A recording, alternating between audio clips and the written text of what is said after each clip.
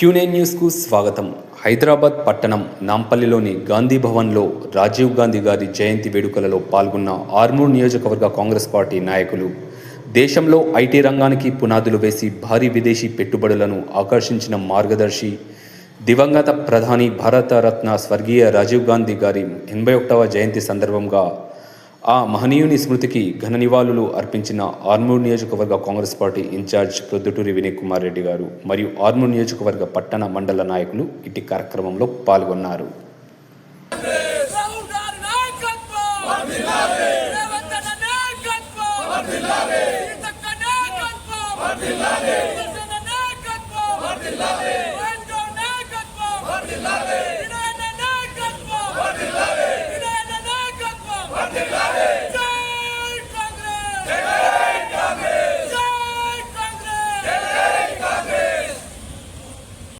ఎప్పటికప్పుడు వార్తలను వీక్షించేందుకు Q9 news ని సబ్స్క్రైబ్ చేసుకోండి, లైక్ చేయండి, షేర్ చేయండి.